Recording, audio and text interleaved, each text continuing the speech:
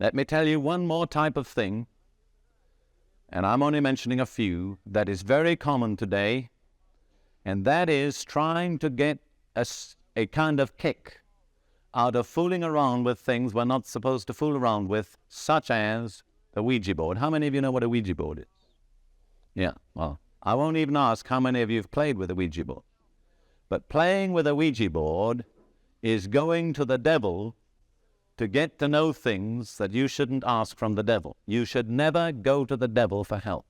And when you start to play with a thing like a Ouija board, or you get somebody to read your palm, or you get somebody to sell your fortune out of the teacup, or you do any of these things like that, or you start to study the horoscopes to find out what's going to happen to you each week, you are playing with the things of the devil. And when you start to play with the things of the devil, you get into trouble. Now, there is a proverb in English, I don't know whether you've ever heard it, says, "He that eats supper with the devil must use the spoon with a long handle." But I tell you tonight, there's no spoon with a handle long enough to make it safe to eat with the devil, see? And you give the devil your little finger, and before you turn round, he's grabbed above your elbow, and he's got you. And lots of boys and girls in the United States today are being grabbed by the devil through the Ouija board. I was in New Zealand, which is a place where they don't have so much of this thing. I was preaching and praying for people that needed deliverance. Quite a young girl came up and was having a most terrible time getting delivered. And I went to her and I said, "Whatever did you do to get you into this condition?" And she said, "In our school, some of the girls decided that we'd ask the spirits to come. And we had a time when we sat and waited for the spirits to come." And she said, "Something came into me that I can't get out of me." Now, I know that happens in many grade schools in America. I've talked to parents and children to whom it has happened. And if that happens, you've got something bad in you. A bad spirit that shouldn't be there. Or some of you have been to churches or other places where they don't preach the truth about Jesus. There are some churches which are called churches, but they don't teach the truth about Jesus. They don't teach that Jesus is the Son of God, that he died on the cross for our sins and shed his blood and rose again from the dead. And some of you, just through going to places like that and listening to teaching like that, have let a little thief slip into you. Shall I tell you some of the churches that I mean? Well, first of all, spiritual churches, Spiritist, Unity churches, Christian Science churches, Unitarian churches. Though they're called churches, what they teach about Jesus is not true. And behind every lie about Jesus is a nasty, dirty, little lying demon. And if you listen, he'll slip in. Now, I'm not telling you all this to scare you, but I'm telling you this because I want to help you. Now, some of you, as I stand and talk to you and you sit and listen, you begin to realize there's something in you there shouldn't be. Some of you, you feel your heart beginning to pound a bit faster right now. Is that right?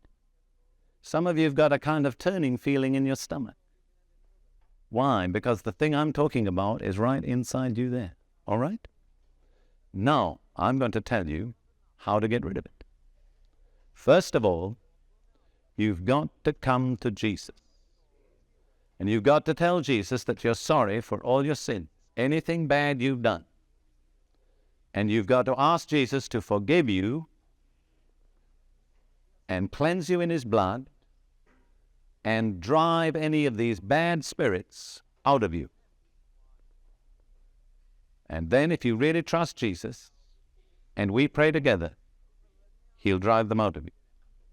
But listen, there's certain things particularly that children have to do. One is you have to get right with your parents.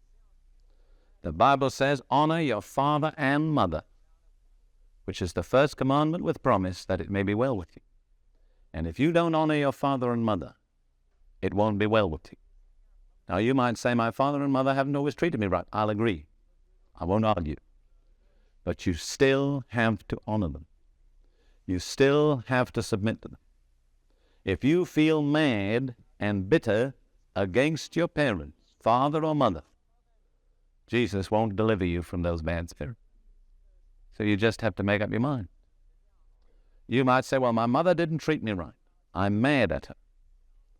Well, you just have to make up your mind. Is it worthwhile going on being mad at your mother and having the bad spirit inside you? I could have said the same about my father. He didn't treat me right. It was partly his fault that these things ended me. But what good would that do me? I want to get rid of them. Don't you? Do you or don't you? You do? All right, then you've got to say, God, I'm sorry that I haven't treated my mother and father right. And you've got to make up your mind from now on that you will obey and listen to your father and mother. That you'll be obedient, respectful, and tell the truth. If you don't make up your mind about that, I don't believe Jesus will really help you. All right, now I'm going to try and show you how you can get help. First of all, you must feel that you need help. How many of you boys and girls that are 11 years old or under would agree with me that this past week you haven't just been exactly as good as you ought to be? Would you agree about that? Is that true? Are you sure? I mean, you don't have to say it to please me. Maybe you've said and done bad things. You've said things that weren't true. You've been sassy to your parents. Okay? No, you need Jesus to forgive you. Is that right? If you tell him what you've done wrong, ask him to forgive you, he'll do it. Then you've got to say, from now on, Jesus, I mean to obey my parents. I mean to be as good as I can in my home. And I want you to drive out of me, by your Spirit, any of these nasty, bad, dirty spirits that have got into me. Okay? And if you really mean it and ask Jesus to do it, he'll do it. Now, when you've prayed that prayer, and we're going to pray together in a little while, then remember what the little boy said. He said, if you want the wrong spirit out, you breathe it out. Just don't sit there and just hope something will happen. Start to kick the old devil out, see? Let me tell you one story which has happened just recently. It happened, as a matter of fact, in Arlington. A mother came with a little boy of about 9 and said, would you pray for my boy? I said, what's the matter with him? She said, he has allergy. How many of you know what allergy is? Everybody knows what allergen is now. At least they know what the word is.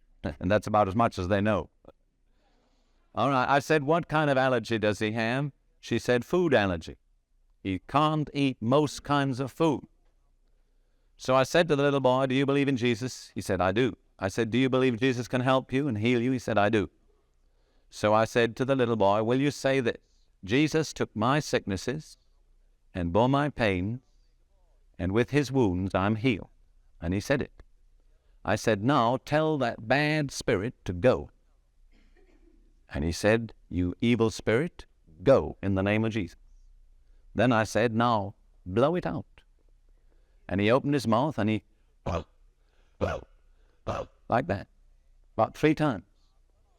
I looked at him, I said, do you believe you're healed? He said, yes, I do. So I sent him off with his mother. About a few days later, his mother came back and said, would you pray for me? I said, what's the matter? She said, allergies. I said, why do you want me to pray for you? Because my son is healed, she said. When we went home that day after you prayed with him, he went to the refrigerator and he insisted on sampling every kind of food inside the refrigerator. And she said, normally he would have been very sick. And he was perfectly well. We took him to the doctor. The doctor said there's nothing wrong with him. Why I tell you that story is because that boy had the sense to kick the devil out. See? He blew him out. See that?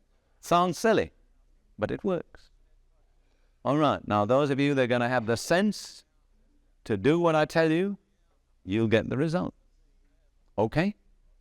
Now, parents, if you're sitting with your children and you have faith, when your children say the prayer, after they've said it, you encourage them to get those bad spirits out. If you're a believer, you put your hand on them and pray and command those bad spirits to go. All right? And parents, if you have a few bad spirits in you, why not get rid of them at the same time? All right. Now just try and be quiet and restful a little while, please, if you can. Try and sit still, because I warn you, the old devil doesn't want to get kicked out, and he's going to try and stir up a lot of trouble just now. He's going to make you think of all sorts of different things to get your mind off what we're going to talk about. Now, those of you, boys and girls, that want Jesus to help you, I want you to say these words after me. You don't need to shout them, but say them out loud enough to hear yourself say them. Now, I want you to say these words. Lord Jesus Christ, I believe that you are the Son of God, that you died on the cross for my sin, and that you rose again from the dead. I'm sorry for the bad things I have done. I don't want to do them anymore. And I come to you now, Jesus, and I ask you to forgive me and to wash my heart in your precious blood. Also, Jesus, I want to be good in my home and to obey my parents. Now, please forgive me, take away my sin, and take out of me any bad spirits that ought not to be there. I don't want them any longer. I only want the good spirit that comes from you, Jesus. Amen. All right, now then, I'm going to pray. Tell those spirits to leave, you let them go. Okay? You forget about other people and get rid of those bad spirits. Satan, in the name of Jesus, I bind your power in this place and over these children, and I command you spirits that have tormented these children to come out of them now, in the name of Jesus. Every evil spirit that's tormenting any child in this place, I command you to come out of those children in the name of Jesus. Now you get serious, children. You just be determined that anything bad in you that shouldn't be there is going to come out. In Jesus' name, Satan. And you parents, be willing to come and help your children. Workers, if you want to come now, you come in the name of Jesus. In the mighty name of Jesus Christ. You spirit of rebellion, come out of that little girl in Jesus' name. In the name of Jesus. In Jesus' name. In Jesus' name. In the name of Jesus. I thank you, Lord. I thank you, Jesus. I thank you, Lord. I praise your name. I thank you, Jesus. I praise your name, Lord. Thank you for your love. Thank you for your mercy. Thank you for your faithfulness. Thank you, Lord Jesus. Praise your wonderful name. Praise your wonderful name. Thank you, Lord. Thank you, Jesus. Praise your name. Amen. Hallelujah. Glory to God. That's right. Hallelujah. Thank you, Lord Jesus. Praise your name, Lord. Hallelujah. We thank you, Jesus. We praise your name, Lord. Thank you for your power. Thank you for your precious blood. Amen. Shed upon the cross. Thank you, Lord Jesus. I praise you. I bless you. I worship you. Hallelujah. I thank you for your love. I thank you for your mercy. I thank you, Lord. I praise you, Jesus. Praise your wonderful name. Thank you, Lord Jesus. That's right. Amen. There's power in the blood of Jesus. There's power in the name of Jesus. Thank you, blessed Lord, in Jesus' precious name. In the precious name of Jesus Christ, the Son of God. Thank you, Lord. Thank you, Jesus. Praise your name. Praise your name, Lord. Praise your name. Hallelujah. Praise your name, Lord. Glory to God. Thank you, Lord Jesus. Thank you, Lord. Thank you, Jesus. Thank you, Lord. For more information about Derek Prince or Derek Prince Ministries, visit us online at derekprince.org.